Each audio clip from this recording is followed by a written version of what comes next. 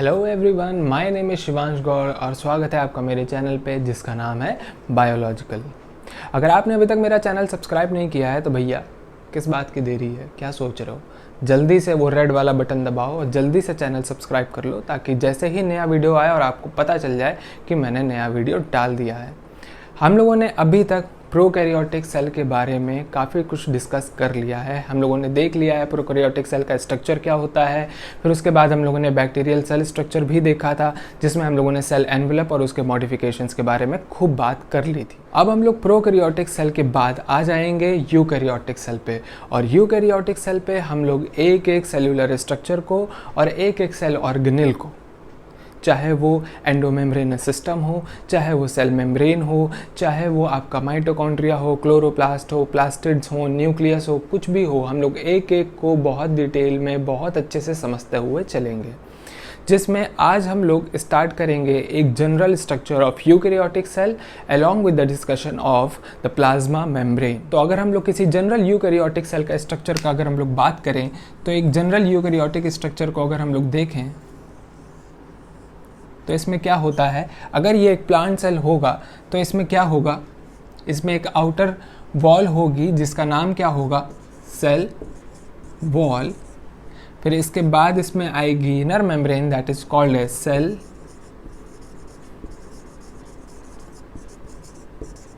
Membrane.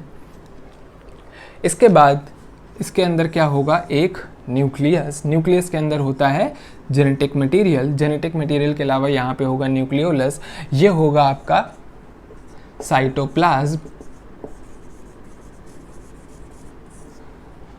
Cytoplasm होगा और इसमें बहुत सारे सेल ऑर्गेनेल्स होंगे। इस तरीके से एक होगा माइटोकॉन्ड्रिया, एक सेल ऑर्गेनेल होता है जिसका नाम होता है माइटोकॉन्ड्रिया। इस तरीके से एक सेल ऑर्गेनेल होता है जिसका नाम होता है क्लोरोप्लास्ट।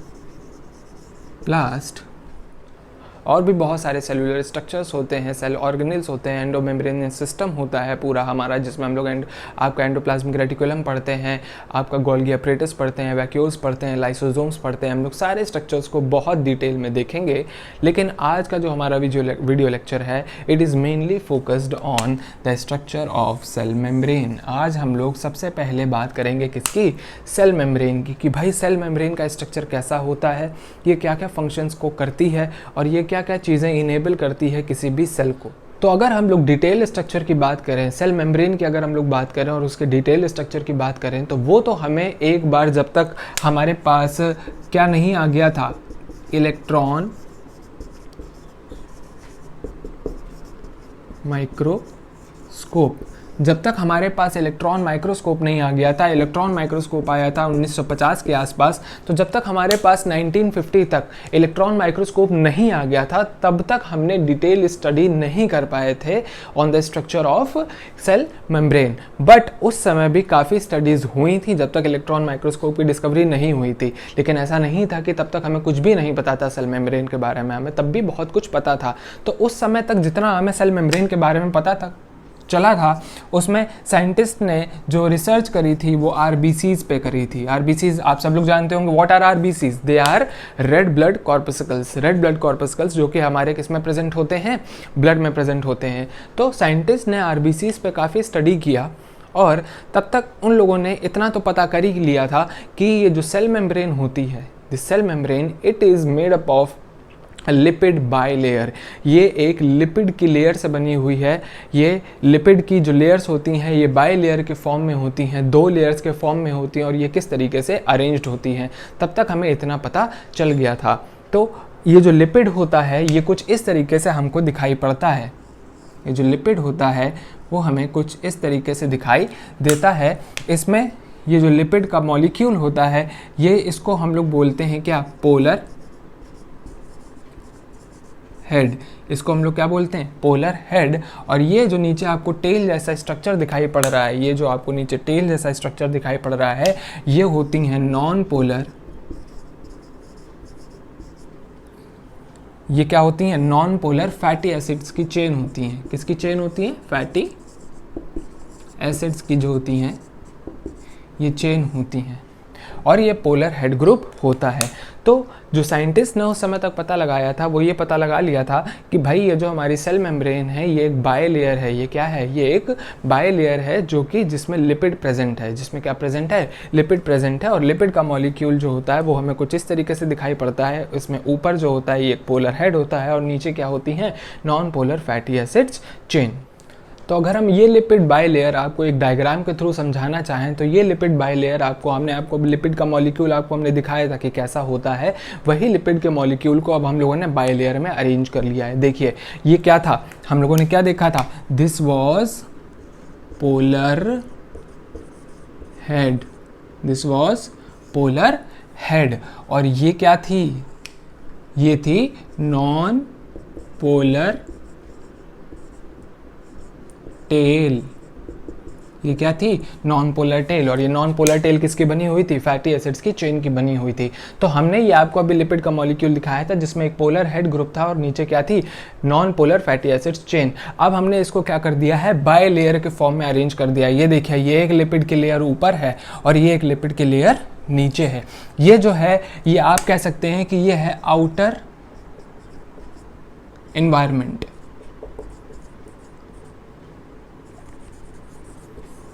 ये सेल के बाहर का, ये सेल मेम्ब्रेन है, दिस इज आउटर एनवायरनमेंट, ये सेल के बाहर का एनवायरनमेंट है।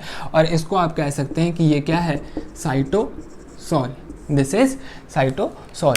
अब होता क्या है कि साइंटिस्ट ने ये निकाला, ये देखा कि ये जो पोलर हेड होता है, ये जो पोलर हेड होता है ये फेस करता है टूवर्ड्स एक्वेटिक एनवायरनमेंट। ये किसकी तरफ फेस करता है? Aquatic environment. क्यों? क्योंकि जो पोलर ग्रुप होता है ये एक्वेटिक पोलर एनवायरनमेंट में आराम से रह लेता है। और इसी तरीके से साइटोसोल की तरफ भी इसके पोलर हेड ग्रुप ही होते हैं, ना कि नॉन पोलर टेल। क्यों? क्योंकि साइटोसोल भी कैसा होता है? साइटोसोल भी कैसा एनवायरनमेंट होता है? साइटोसोल में एक्वेटिक। इसलिए जो हमारा पोलर हेड ग्रुप था वो एक बाहर की तरफ फेस कर रहा था, बाहर के एक्वेटिक एनवायरनमेंट की तरफ फेस कर रहा था, और दूसरा पोलर हेड ग्रुप, दूसरी लेयर का जो पोलर हेड ग्रुप्स थे वो अंदर के एक्वेटिक एनवायरनमेंट साइटोसोल की तरफ फेस कर रहा था। इस तरीके से हम लोगों ने देखा कि लिपिड बायलेयर कुछ इस तरीके से अरेंज्ड थी। अब सवाल ये उठता है कि सर ये पोलर हेड ग्रुप बाहर की तरफ एक्वेटिक एनवायरनमेंट की तरफ ही क्यों फेस कर रहा है? इसलिए फेस कर रहा है क्योंकि ये जो पोलर हेड ग्रुप्स होते हैं ये क्या होते हैं? ये हाइड्रोफिलिक होते हैं। कैसे होते हैं? हाइड्रोफिलिक, मतलब इनको पानी से कोई प्रॉब्लम नहीं होती है। जबकि यही जो नॉन पोलर हाइड्रोफोबिक टेल होती है, ये कैसी टेल होती है? फोबिक होती है, मतलब इसको पानी से डर लगता है। इसको पानी से क्या लगता है? डर लगता है। ये पानी से दूर भागती है, इसलिए ये पानी की तरफ एक्वेटिक एनवायरनमेंट की तरफ फेस नहीं करती है। फिर वो चाहे आउटर एनवायरनमेंट हो या चाहे अंदर का साइटोसोल का एक्वेटिक एनवायरनमेंट हो। इसलिए कभी भी नॉन पोलर टेल जो होती है वो कभी भी एक्वेटिक एनवायरनमेंट की तरफ फेस नहीं करती है, क्योंकि ये कैसी होती है? Hydrophobic. Hydro means water and phobic means डरना, fear. So it fears water. इसको पानी से डर लगता है, ये पानी से अपने आप को बचाना चाहती है, ये पानी से दूर भागती है। इसलिए ये कभी भी एक्वेटिक एनवायरनमेंट की तरफ फेस नहीं करती है। एक्वेटिक एनवायरनमेंट की तरफ फेस हमेशा क्या करेगा? आपका पोलर हेड ग्रुप फेस करेगा। क्यों फेस करेगा? Because hydrophilic. फिलिक का मतलब क्या होता है? फिलिक का मतलब क्या होता है? टेंडेंसी होती है उसकी तरफ जाने की, लव होता है, अट्रैक्शन होता है, फिलिक। ठीक है, तो hydro means water and philic means it has a tendency to move towards water, to go towards water। ठीक है ना? तो ये वाटर लविंग होती है, इसलिए ये हमेशा एक्वेटिक एनवायरनमेंट की तरफ फेस करती है। फिर वो चाहे आउटर एनवायरनमेंट हो या चाहे अंदर का एनवायरनमेंट हो, दैट इज साइटोसोल। फिर इस लेयर पे और बायोकेमिकल इन्वेस्टिगेशंस किए गए और देखने की कोशिश करी गई कि भाई लिपिड के अलावा इस लेयर में और क्या क्या प्रेजेंट होता है। तो जब हम लोगों ने लेटर बायोकेमिकल इन्वेस्टिगेशंस करे और देखा और पढ़ा और समझा, तो हम लोगों ने देखा कि इसमें लिपिड के अलावा इस बाय लेयर में और भी चीज़ें प्रेजेंट होती हैं, and they are proteins and carbohydrates. हम लोगों ने ये पाया कि उसमें प्रोटीन्स भी हैं और उसमें कार्बोहाइड्रेट्स भी हैं। जैसे कि आप देख सकते हैं, मैंने इस स्ट्रक्चर में बनाया है, ये आपको दिख रहा होगा कि ये एक प्रोटीन है जिसमें लिखा हुआ है इंटीग्रल प्रोटीन, और ये एक प्रोटीन है जिसको हम लोगों ने बोला है क्या, सरफेस प्रोटीन्स। अब डिपेंड करता है कि ये प्रोटीन्स पार्शली या टोटली एम्बेडेड है। आप देख सकते हैं कि ये वाला प्रोटीन जो है ये पूरी तरीके से एम्बेडेड है, ये लेयर में पूरी तरीके से एम्बेड हो रहा है। इस वजह से इस लेयर, इस प्रोटीन को हम लोगों ने क्या बोला है, इंटीग्रल प्रोटीन। और इस प्रोटीन को निकालना बिल्कुल भी आसान नहीं होता है, बिल्कुल भी इसमें ईज ऑफ एक्सट्रैक्शन बिल्कुल नहीं होता है। क्यों? क्योंकि ये पूरी तरीके से एम्बेडेड है। पार्शली या टोटली कोई भी प्रोटीन अगर एम्बेडेड होता है बाय लेयर में, उसको हम लोग इंटीग्रल प्रोटीन कहते हैं। और अगर कोई प्रोटीन इस तरीके से सरफेस से अटैच्ड होता है, उस प्रोटीन को हम लोग क्या बोलते हैं, सरफेस प्रोटीन। अब इसके अलावा प्रोटीन हो गया, फिर हम लोगों ने क्या देखा कि इसमें कुछ कार्बोहाइड्रेट्स भी होते हैं। जैसा कि आप ये देख सकते हैं, इस तरीके के कार्बोहाइड्रेट के मॉलिक्यूल्स होते हैं जिसको हम लोगों ने शुगर भी बोल सकते हैं, ठीक है ना। शुगर के मॉलिक्यूल्स इस तरीके से चेन्स भी उनकी भी जुड़ी होती हैं इस लेयर में। तो ऑल इन ऑल अगर हम लोग एक प्लाज्मा मेम्ब्रेन या सेल मेम्ब्रेन की बात करें और उसके केमिकल कंपोनेंट्स की बात करें, तो हम लोग क्या बोलेंगे कि उसमें क्या क्या होता है, लिपिड्स होते हैं, उसमें प्रोटीन्स होते हैं, उसमें कार्बोहाइड्रेट्स होते हैं। लिपिड की अगर हम लोग बात करें तो मेनली जो लिपिड प्रेजेंट होता है, इट इज फॉस्फोग्लाइसराइड्स। फॉस्फोग्लाइसराइड्स नाम का एक लिपिड होता है जो कि सबसे ज़्यादा प्रेजेंट होता है, जो कि सबसे ज़्यादा प्रेजेंट होता है किसमें, प्लाज्मा मेम्ब्रेन में। और प्रोटीन्स भी काफ़ी मात्रा में प्रेजेंट होते हैं। बट लिपिड और प्रोटीन का जो कंटेंट होता है, it depends upon the layer. ये लेयर पे डिपेंड करता है कि ये किस पर्टिकुलर सेल ऑर्गेनेल की या किस पर्टिकुलर सेल की ये प्लाज्मा मेम्ब्रेन है। इनके कंटेंट वेरी होते रहते हैं। किसी प्लाज्मा मेम्ब्रेन में, सेल मेम्ब्रेन में आपका लिपिड कंपोनेंट ज़्यादा होता है, प्रोटीन कम होता है। किसी में इनमें बहुत ज़्यादा डिफरेंसेस होते हैं कि लिपिड काफ़ी ज़्यादा होता है, प्रोटीन काफ़ी कम होता है। किसी में ऑलमोस्ट बराबर होता है, किसी में हो सकता है कि प्रोटीन भी ज़्यादा हो जाए। तो ऐसा भी होता है, but it depends upon the type of cell and the type of cell organelle, ये जिसमें पाया जा रहा है। बट एक बात तो पक्की है कि हमारे 3 कंपोनेंट ऑलमोस्ट हर प्लाज्मा मेम्ब्रेन में पाए जाएंगे, और वो कौन कौन से होते हैं, that is lipid, proteins and carbohydrates. Proteins जो होते हैं वो 2 तरीके के होते हैं, एक हमारे होते हैं इंटीग्रल प्रोटीन्स और दूसरे क्या होते हैं, हमारे सरफेस प्रोटीन्स। और हमारे कार्बोहाइड्रेट्स की भी चेन्स इसमें पाई जाती हैं। अगर हम लोग ratio of lipid and protein की अगर हम लोग बात जो अभी कर रहे थे, अगर इसका एग्जांपल अगर हम लोग देख लें कि कोई ऐसा सेल देखें जिसमें प्रोटीन और लिपिड का क्या रेशियो रहता है, ये किस रेशियो में प्रेजेंट होते हैं, अगर उसकी हम लोग बात करें तो we can take an example of human RBC. We can take an example of human RBC. Human RBC में ऑलमोस्ट 52% जो होता है वो हमारा क्या होता है, प्रोटीन्स प्रेजेंट होते हैं, एंड 40% हमारे पास होता है इसमें लिपिड्स। 40% क्या होता है, लिपिड्स होता है। तो in human RBC we have 52% proteins and 40% lipid.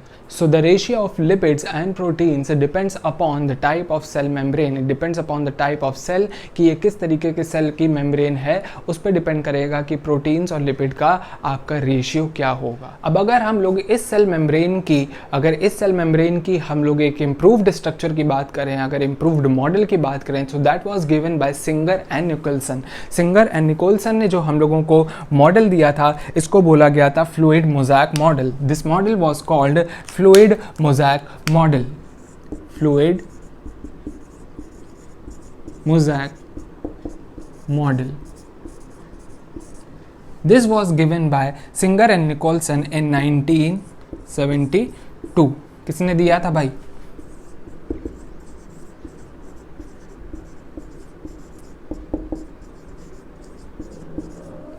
Singer and Nicolson ने फ्लूइड मोज़ैक मॉडल दिया था 1972 में, और इन्होंने कहा था कि भाई जो क्वासी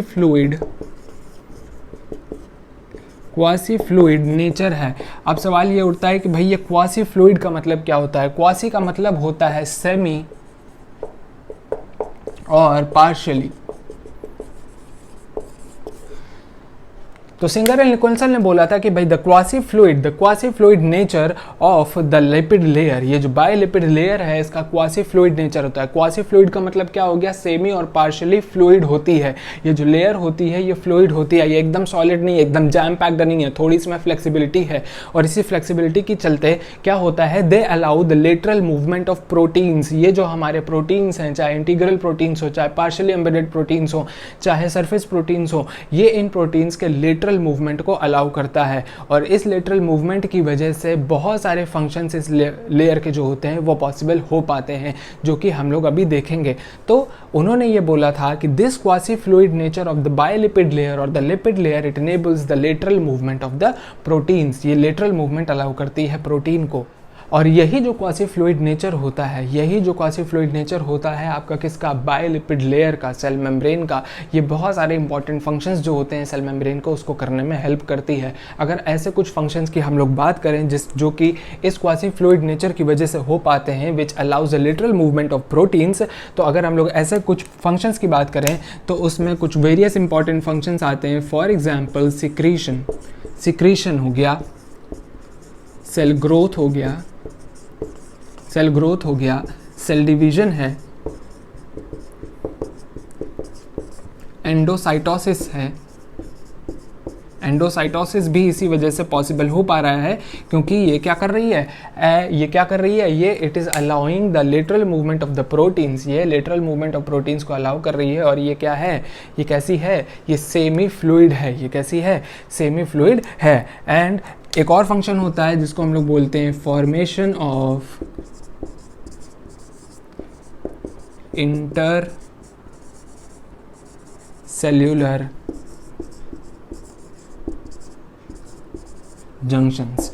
तो ये कुछ फंक्शंस हैं जो कि ये quasi fluid nature of biolipid layer जो होता है इट इनेबल्स। ये बहुत सारे इंपॉर्टेंट फंक्शंस जो होते हैं सेल मेम्ब्रेन के वो इसी क्वासी फ्लूइड नेचर की वजह से हो पाते हैं। और वो कौन कौन से फंक्शन होते हैं ये आप हमेशा ध्यान रखिएगा, ये बहुत सारे इंपॉर्टेंट है। ये बहुत इंपॉर्टेंट है आपके एग्जाम के पॉइंट ऑफ व्यू के लिए कि क्या क्या होते हैं भाई। सिक्रीशन में हेल्प करता है। सिक्रीशन क्या होता है, जब सेल से कोई चीज़ बाहर निकलनी होती है, सिक्रीट करनी होती है, वो कैसे निकलेगी, जब तक ये लेयर फ्लेक्सिबल नहीं होगी। अगर ये लेयर बिल्कुल भी फ्लेक्सिबल नहीं होगी तो कोई चीज़ इससे बाहर कैसे जाएगी, ठीक है ना। उसको हम लोग क्या बोलते हैं, सिक्रीशन बोलते हैं। तो ये सिक्रीशन में हेल्प करती है। ये सेल ग्रोथ में हेल्प करती है। ऑफकोर्स ग्रोथ में भी तभी हेल्प कर पाएगी जब ये लेयर कैसी होगी, फ्लेक्सिबल होगी, ये मूव कर सकती होगी, फ्लूइड होगी। अगर ये इसमें एक्सपेंशन का कोई चांस ही नहीं होगा, ये कभी एक्सपैंड कर ही नहीं सकती होगी, तो सेल की ग्रोथ भी पॉसिबल नहीं हो पाएगी। इसी तरीके से सेल डिवीजन में हेल्प करती है, एंडोसाइटोसिस में हेल्प करती है, and it also helps in the formation of intercellular junctions मतलब एक सेल को दूसरे सेल से जोड़ने में भी हेल्प करती है। अब इसके बाद हम लोग बात करेंगे one of the most important functions of the plasma membrane. जी हाँ, जो सबसे ज़्यादा इंपॉर्टेंट फंक्शन है प्लाज्मा मेम्ब्रेन का, जो कि किसी भी सेल के लिए बहुत ज़्यादा इंपॉर्टेंट फंक्शंस होते हैं, and that is transport of molecules across it. जी हाँ, transport of what, molecules across it on either side of the membrane. मतलब क्या है कि बहुत सारे ऐसे मॉलिक्यूल्स होते हैं जो कि क्या होते हैं, सेल के बाहर होते हैं, आउटर इन्वायरमेंट में होते हैं, and they are needed to be और they have to be transported inside the cell. वो सेल के अंदर पहुंचने चाहिए। उनको पहुंचने के लिए कौन अंदर जाने देगा या कौन उनको अलाउ करेगा, दैट इज़ प्लाज्मा मेम्ब्रेन। ये प्लाज्मा मेम्ब्रेन ही इनको अंदर जाने में हेल्प करती है। और इसी तरीके से बहुत सारे मॉलिक्यूल्स होते हैं विच आर नीडेड और which have to be transported outside the cell, that is from cytosol to outer environment, that is from cytosol to outer environment। तो ये भी कैसे जाएंगे, बिना ये इस बैरियर को पार करे जा सकते हैं क्या, नहीं जा सकते हैं। तो ये जो ट्रांसपोर्ट ऑफ मॉलिक्यूल्स होता है on either side of the cell membrane, this is also done by the quasi fluid nature of the lipid layer. ये लिपिड लेयर का क्वासी फ्लूइड नेचर होता है और ये integral proteins and surface proteins का movement ही होता है जो कि हेल्प करता है। जो कि किस में हेल्प करता है, बहुत सारे प्रोटीन्स होते हैं जिनको हम लोग ट्रांसपोर्ट प्रोटीन्स कहते हैं। खैर, इसके बारे में हम लोग काफ़ी डिटेल में, जो आपका दूसरा चैप्टर है ट्रांसपोर्ट इन प्लांट्स, जो ट्रांसपोर्ट हम लोग पढ़ेंगे उसमें osmosis, diffusion, facilitated diffusion, active transport, हर चीज़ को बहुत डिटेल में देखेंगे। तब हम लोग इसके बारे में ज़्यादा डिटेल में बात करेंगे। लेकिन अभी हम लोगों को बस केवल एक ब्रीफ ओवरव्यू लेना है कि किस तरीके से ये मेम्ब्रेन ट्रांसपोर्ट ऑफ मॉलिक्यूल्स को अलाउ करती है। अगर हम लोग कुछ चीज़ों की बात करें, अगर हम लोग न्यूट्रल सल्यूट्स की बात करें, किसकी बात करें? Neutral salutes. न्यूट्रल का मतलब समझते हो ना भैया? न्यूट्रल का मतलब क्या है? They do not have any charge, उनमें कोई भी चार्ज नहीं होता है। आपको पता है कि ये कैसा है? ये पोलर हेड है और ये नॉन पोलर टेल है, ठीक है? ये पोलर हेड है और ये क्या है? नॉन पोलर टेल है। तो अगर इसके आसपास से कोई न्यूट्रल मॉलिक्यूल पास होगा तो इसमें, इस लेयर में कोई भी दिक्कत नहीं होगी और ये लेयर आराम से इन न्यूट्रल सल्यूट्स को आपस में इधर से उधर मूव करने में हेल्प करेगी, जाने देगी, ठीक है ना? और न्यूट्रल सल्यूट्स आपस में बहुत तेज़ी से आराम से मूव कर जाते हैं, कोई दिक्कत नहीं आती on other side, on either side of the cell membrane. और इस तरीके के मूवमेंट को हम लोग कहते हैं पैसिव ट्रांसपोर्ट। इस तरीके के मूवमेंट को हम लोग क्या बोलते हैं भैया? ये इस तरीके के ट्रांसपोर्ट को हम लोग क्या बोलते हैं? Passive transport. क्यों? क्योंकि ये आराम से without the requirement of energy, इसमें हमें कोई भी एनर्जी, कोई भी ताकत नहीं लगानी पड़ती है। क्यों? क्योंकि जो मॉलिक्यूल्स हैं जो कि मूव कर रहे हैं, दे आर न्यूट्रल, उन पर कोई भी किसी तरीके का कोई चार्ज नहीं होता है। इस तरीके से, इस वजह से वो लोग बहुत आसानी से इस लेयर के अक्रॉस मूव कर सकते हैं और इस तरीके के ट्रांसपोर्ट को हम लोग क्या बोलते हैं भाई? Passive transport.